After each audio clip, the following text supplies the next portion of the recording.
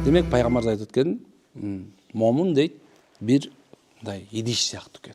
Эмне сыяктуу экен? Ал мындай айтканда бир жай сыяктуу экен. Бирок жөнүнөн неме экен? Момун субхана достуктун жайы экен. Мисалы банкага сууну куйсаң, мындай 1 литр сууну жая турган болсоң, жайылып кетет турабы? Ал эми банкага куя турган болсоң эмне болот? Бир жерге топтолобу? Демек момун ошондой бир топтоочу жай экен. Жосо ошол достчулуктун топтоочу жай экен. Адамдарды топтоочу жай экен. Пайгамбар саллаллаху алейхи вассалам кандай болгон десе, пайгамбар ушундай болгон. Пайгамбар саллаллаху алейхи вассалам достчулукту топтой турган жай сыяктуу болгон. Пайгамбарыбыз соода кылса адамдар пайгамбарыбыздан биринчи соода кылганга аракет кылышкан. Мен алып калайын деп. Пайгамбар саллаллаху алейхи вассалам той кылган болсо, адамдар биринчи барып пайгамбарыбызга бир кызмат кылып калайын деген.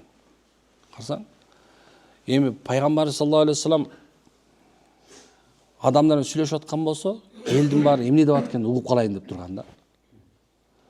Эми пайгамбар саллаллаху алейхи вассалам кимди досум деген болсо, бир сонун эмеси бар да. Сахабалардын пайгамбарыбызга ушунча болгон сүйүүсү ушул экен. Пайгамбарыбыз мынтип келип далысынан чаап койсо, пайгамбар саллаллаху алейхи вассалам мени далыман мындай бир аз чапты. Жосо ушундай экен. Бардыгы тең пайгамбардын жанынан чыкканда мен эң жакын досум менмин деп чыгышкан да. Биздин жаныбызданчы субханалла, Кудай сактасын. Ушуну кой кошулбаны менен дейт го.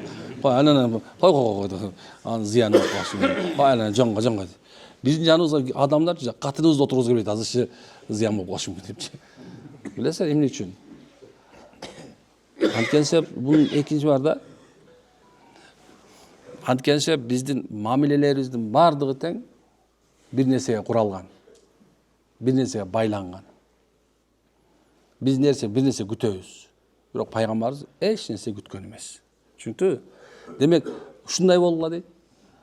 Дос болгула. Досуңар силерди сүйүп турсун. Бирок эми мындай деген да сөз бар да, тиги баягы не деп койчу, субханалла. Унутуп калдым, бир айтпайм кайра. Өзү кыргызда аябай сөз сондар бар да, мына кээ биринде грубый болуп кетеби деп айтпай коем да кээ бирдечи. Биздин сөздөрүбүз таамай го. Ошол себептен некен достчулукта, адамкерчиликте некен ушундай болот, тууганың деле, кошунаң, досуң, сени менен болгон адамдар дайыма субханалла сенин жаныңда болгусу келгендей болгонго аракет кылыш керек. Албетте субхана да бир нерсе бар. Бирөөнө жагам деп 200-дүлөнүп кереги жок. Актер болуп, актриса болуп кереги жок да. Кээ бир убактарда ушундай бар. Көп адамдар эми баягы эл менен эл болуш керек деп 200-дүлөнүп атып субхана элден чыгып калат. Андай болбогула.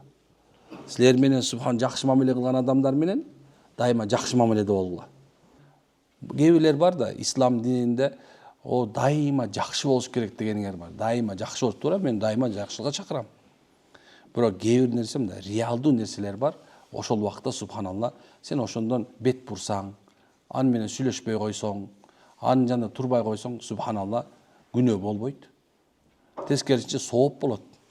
Нервный клеткаңды сактап каласың. Түшүнүктүбү? Демек дайыма эле идиш болуш керек экен ошондо. Эми идиш деле кээ бирде толот да. Эми айтасың, мен толгончу элемин депчи, бияк агып атканын кайра топтойм деп, тияна пластилин менен чаптамак белең башка бир өлкө турабы? Ошон сенен субханалла кээ бир убактарда шариятыбызда некен негизи эле пайгамбар үйрөткөн нерседе сиз менен биз кээ бир адамдарга субхана көңүл бурбай коебуз.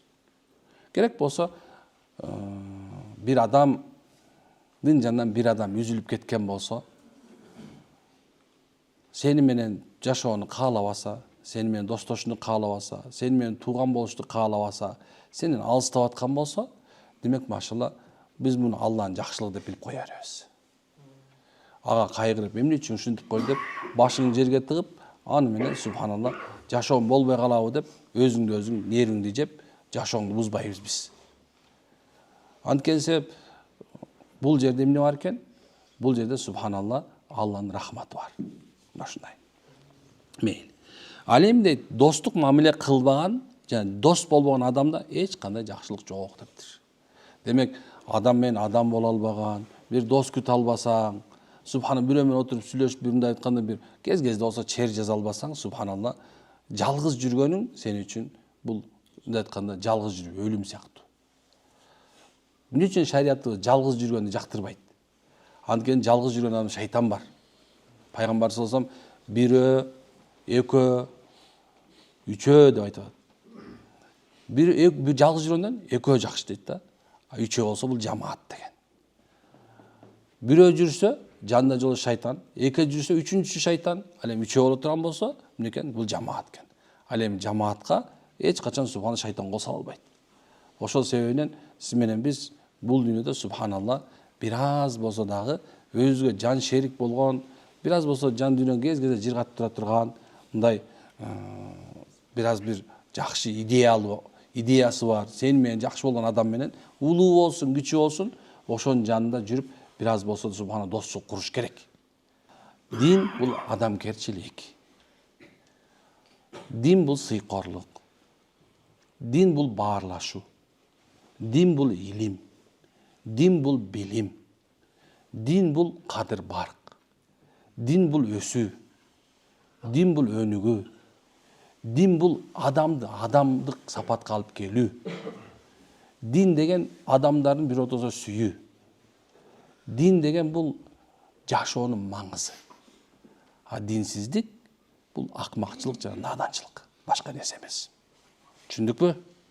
Демек субханалла жакшылыктын идиши болгула. Бирок сынып калбагыла. Идишиңер дайыма толук болсун иншалла. Аракет кылабызбы?